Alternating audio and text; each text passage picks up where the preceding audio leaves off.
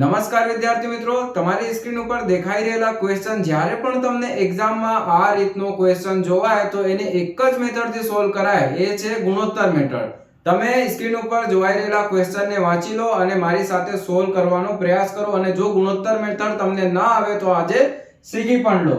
શું કીધું કે એક દુકાનદાર છે, પહેલા તો એ 64 રૂપિયા પ્રતિ કિલોને ભાવે ખરીદે છે, તો એની સીપી 64 રૂપિયા પ્રતિ કિલોના ભાવે ખરીદે છે અને એસપી જે છે એનો જે છે 80 રૂપિયા પ્રતિ કિલોના ભાવે વેચે છે. પણ જ્યારે એ વેચે છે તો ખામીયુક્ત વાળો વજન ઉપયોગ કરે છે, એટલે 1000 ની જગ્યા એ જે છે 800 ગ્રામનો ઇસ્તેમાલ કરે છે. બસ અહીંયાથી આ લોકોના ગુણોત્તર લઈ લેવાનો.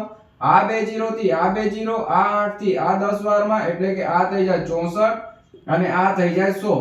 કપાય તો હ કપાય. કોનાથી કપાય? 4 થી કાપીએ ને 4 4 એકા 4 4 24, 4 એકા 4 4 24 અને આ જાય 25 વારમાં. એટલે કે 16 રૂપિયાની વસ્તુ જે છે એ 25 રૂપિયામાં વેચે છે, તો એને નફો કેટલો થાય? તો એને નફો જે છે એ 9 રૂપિયાનો થાય. કોના ઉપર? 16 રૂપિયાના ઉપર. અને અહીંયા 100 કરી દેવાનું. બરાબર. આ 16 થી જાય 4 વારમાં અને આ જાય 25 વારમાં. 25 નો કેટલો થાય? 2 2 5.